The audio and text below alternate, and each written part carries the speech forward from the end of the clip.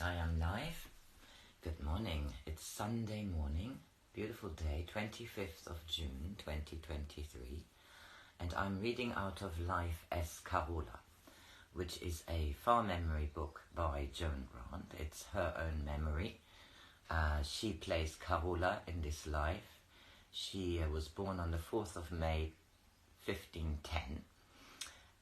Joan Grant, the writer, she was born 1907 and she died in 1989, and she became very famous as a writer, but I don't think it was emphasized that these are memories of her incarnations before. Now we are here. She is the illegitimate daughter of Lord Griffin, and they have been banished from their home. She is on the road with her mother, and their last chapter was entitled Revolt in Padua. She's about 10 here now, and we are continuing with the next chapter, which is entitled, this part is entitled Dark Harvest. It soon grew dark, and as we had neither candle nor rushlight, we lay down on the same pallet and tried to sleep. I was very thirsty, but I had nothing to drink since early in the morning. I tried to forget about it, but it grew worse and worse, and I kept on thinking of the spring trickling into the stone through where the mules were watered. I was lying between mother and the wall, but I managed to creep out without waking her. I slid back the heavy wooden bar that secured the door and slipped quietly past the storeroom towards the stable yard. The house was very quiet. Usually at this time there would have been several people drinking in the front room. I pushed open the door and peered in. It could not long have been deserted, for logs were still smouldering on the open hearth. The shutters were bolted across the windows, and the two heavy settles had been barricaded against the door leading into the street. I ran down the passage to the room where the innkeeper and his wife slept, with their two children. Both the chests were open. One was empty, but the other still held some winter covers that must have been too heavy to carry away. On the bed, some clothes and a wooden horse that I had seen the baby playing with were tied up in a cotton quilt. I realized that they had forgotten all about us. Perhaps their panic had driven everything from their minds, or else they thought we had gone with Bernard. I went back along the passage into the yard. The glare of the distant fire was so bright that I could see enough to find a crook and fill it at the spring. After I had drunk, I splashed my face with the cold water, because I had always found this was a way of making myself feel brave. I felt the crook and carried it back to my mother, because I thought she must be very thirsty too. She didn't wake until I touched her. She must have been exhausted, for usually she slept so lightly. When I told her that the inn was deserted, she said she was sure the innkeeper would not have left his house, which was by far his most valuable possession, unless he knew it would be very dangerous to stay there.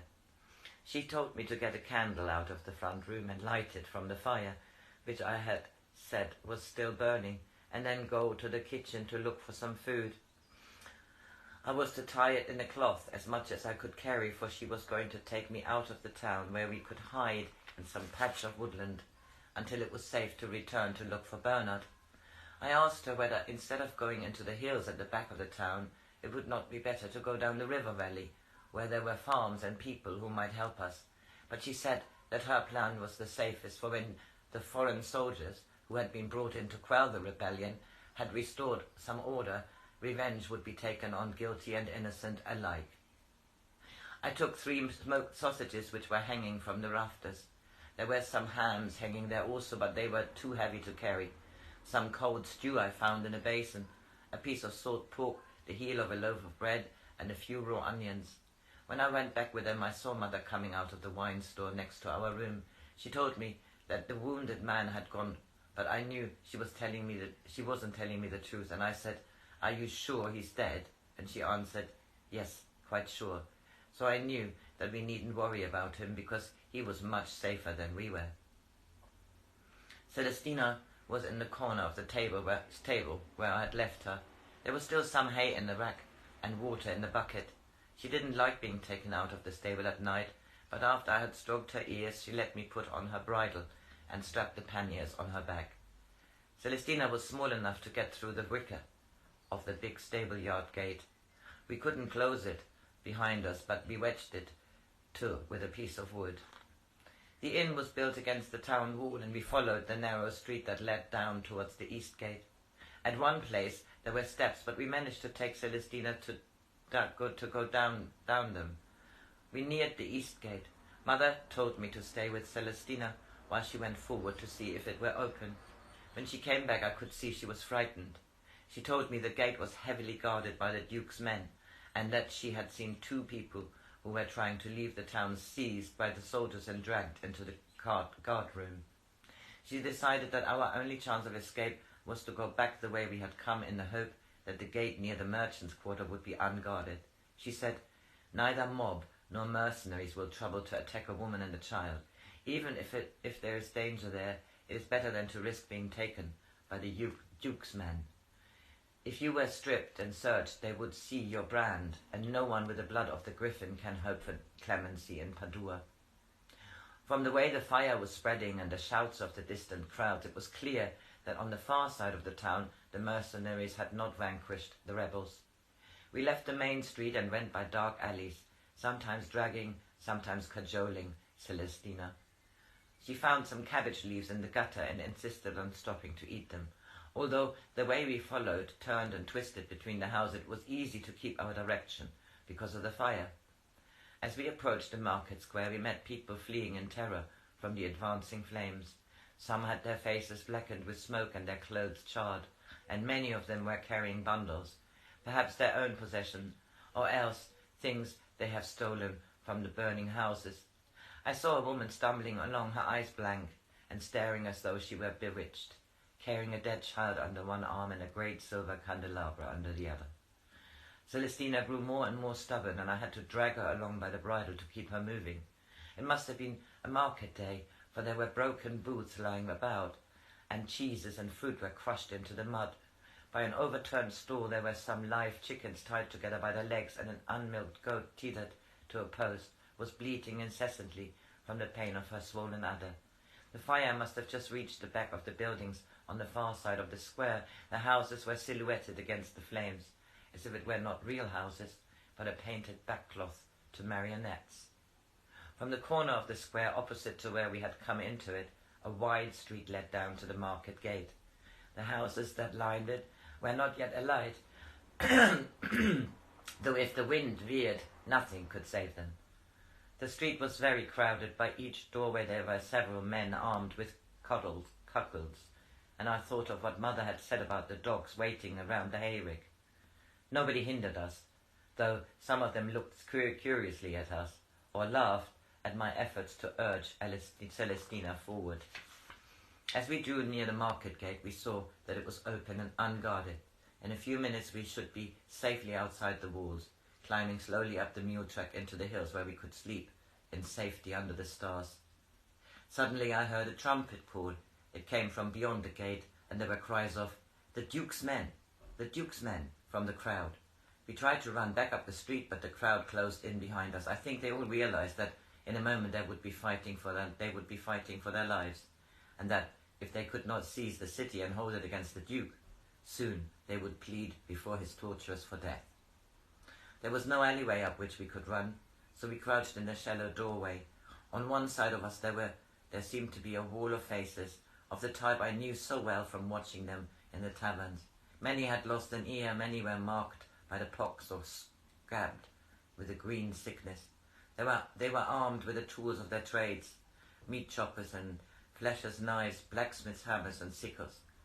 As the soldiers came through the gate, we could see that they were not the Duke's men, but mercenaries. They wore helmets and back and breasts of blue steel over brown leather tunics, and were armed with halberds and long daggers. They were well-trained troops and advanced in steady file, 10 abreast, spanning the street from wall to wall. The crowd did not retreat. When the soldiers were within 20 paces of it, they halted, while their captain commanded the mob, in the name of the Republic, to throw down their arms. A man nearly as big as Bernard, who shouldered a blacksmith's hammer, shouted, "If you want our knives, come and get them. You'll get them in your backs." The crowd roared its approval. The captain shouted to his soldiers to advance, and at the same moment the crowd surged down towards them. Soon the street was a turmoil of fighting. A man's arm was cut off by a halberd, and the blood spurted over Celestina's forelegs. I had covered her head with my cloak to try to stop her from bolting, but when she smelled the blood she broke away from me and plunged into the crowd. I ran out in an attempt to catch her, and Mother followed me. We were caught in the press like straws caught up by a gust of wind at a street corner. Mother had her arm around me and was trying to protect me. We were carried up the street into the marketplace. At last we found ourselves on the edge of the crowd, opposite a narrow alley, which led steeply up between the high walls of two merchants' houses. Mother told me to run up it until I found somewhere where we could hide. She walked very slowly, and I was frightened someone would come after us, so I urged her to hurry. She stumbled and nearly fell. Even then I didn't realize she was hurt. I thought she was only dazed by all the noise of the fighting, and that she couldn't see her way in the dark passage. There was a buttress jutting out from the wall with a small level place behind it, where there was enough room for us to rest. I told Mother we could hide there till the fighting was over. She nodded, and then stumbled again and fell forward on her hands and knees. I put my arms around her to help her up. Her cloak was hot and wet, and then I knew she had been stabbed. She was panting, as if she had been running a long way. She said, "Don't be frightened. It's only a little wound and will soon heal. Let me rest a while." I sat down with my back against the wall, and supporting her arm across my lap, I took her head in my arms. The moon shone through the clouds, and I could see her face. She was so pale, and there was a heavy dew of sweat on her forehead. I asked her if she were in pain. She said no, but she must rest a little, and then she would be strong enough to go on. I knew that she was very ill. I tried not to cry, but I could feel the tears running down my face. I wondered how I was going to be able to look after her while she was ill. Celestina was lost, and with her had gone everything we possessed, our food and our clothes, even my mother's loot. I stroked her forehead and told her that now she must be my little girl, and I would look after her and be her mother. She tried to smile and said, "Don't be frightened, I'll soon be..." Then she tried to sit up. Her face was working as though she couldn't breathe, and suddenly blood drenched out of her mouth and poured over my hand in a hot stream. Her head fell back against my shoulder, and two great scarlet bubbles formed on her mouth. Then I knew it was no good my calling to her. But I couldn't help calling to her because I was so frightened without her, and I thought that somehow she might manage not to die. I held her in my arms and comforted her, as she has comforted me when I was a little girl and had a sorrowful dream. Next chapter. The Cold Stranger. I knew that she was dead, but I tried to make myself believe that she was only asleep. The sorrow lines had gone from her face. She looked young and happy, as she had been when my father was with us. I wondered when Bernard would find us. I listened for his voice, but no one came up the alley. I found myself smoothing my mother's hair and telling her not to wake into the dream that I was seeing. Her face was cold under my hand, and I tried to tuck her bare arm under the cloak, but I couldn't move it. For a moment I thought she was trying to resist me, and that she wasn't dead. Then I found her body had gone hard, like a statue, and suddenly she wasn't my mother anymore. She was something I was afraid of. I tried to get up, but I had been sitting such a long time with her weight across my knees that my legs wouldn't obey me, and I couldn't move. Blood from the wound in her back had soaked through her clothes onto my dress. It had dried, hard as wood. It was as if she and I were frozen together. I could feel my mouth trying to scream, but I couldn't hear any noise. I suddenly thought that she was turning into a statue. The figures on the tombs on the cathedral must have been dead people who had turned into stone. They looked so peaceful with their hands folded over their breasts. If only I had known that this was going to happen to her, I shouldn't have let her die in such an uncomfortable position. Why had her clothes not turned to stone also? I remember my terror of the Ilex Avenue at the castle, where the white statues gleamed in the dusk against the dark trees. Were they all women to whom my father's kinsmen had denied Christian burials, so that their beauty chained to marble as their only immortality? I tried frantically to break this drawstring of my skirt so that I could get away from this cold stranger. At last it gave, and I could draw my legs from under her. I stood up, shaking with cold and fear. There was a patch of blood on the front of my cotton shift. I wanted to tear it off, but I had nothing else to cover me. I started to run down the hill towards the noise of the crowd. They might be enemies, but they would be warm and alive. Then I thought I was being a coward to leave my mother, and I went back up the hill between the high walls of the narrow passage and crouched beside her until daybreak. The grey morning light was getting stronger when I saw an old priest pass the dark corner where we were hidden. I ran out and caught him by his robe and implored him to come to my mother. He hesitated for a moment and then followed me. When he saw the silver cross that she wore, he said a short prayer over her, which I could not understand. He promised me that he would bury her in consecrated ground and do all that was possible to save her soul, although she had died by violence and so had not received the sacrament of extreme unction. He told me to wait beside her until he sent someone to take her body to the burial place. Then he would take me before the civil authorities, where I must try to describe my mother's assassin. I told him that I knew nothing of what had happened, except that we had been caught up by the crowd and carried along until we had been flung out of the press of people, that I hadn't known my mother was hurt until she had stumbled and fallen, and told me to drag her into this dark corner, where we should be hidden from the passers-by, and how the blood gushed from her mouth while she was telling me not to be frightened because she would soon be well again. But the priest said that I must go before the civil authorities. When he returned, Bernard had told me always to avoid the law, for laws were made to harass strolling players, to put the hungry into prison and to protect the rich. I didn't want to go to prison. I'd heard stories of what prisons were like, how the mad people were chained to the walls and the prisoners wore irons that chafed their flesh until the bones showed as white as the skeletons.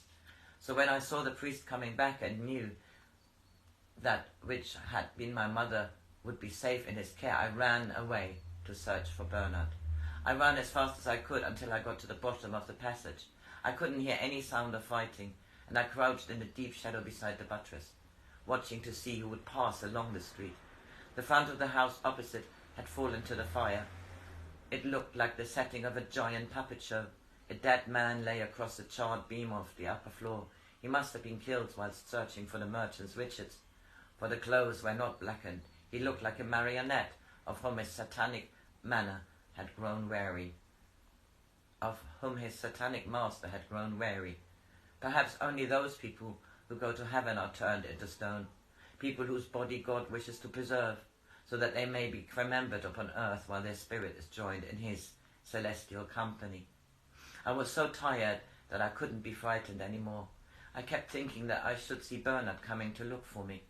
He would pick me up and take me somewhere where I could sleep so that I could find my mother and tell her I had looked after her body and that it was safely laid in consecrated ground beyond the reach of demons and warlocks.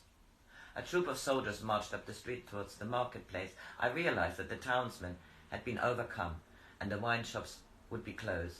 Until then I had thought I had only to go from tavern to tavern until I found Bernard, but now I didn't know where to go.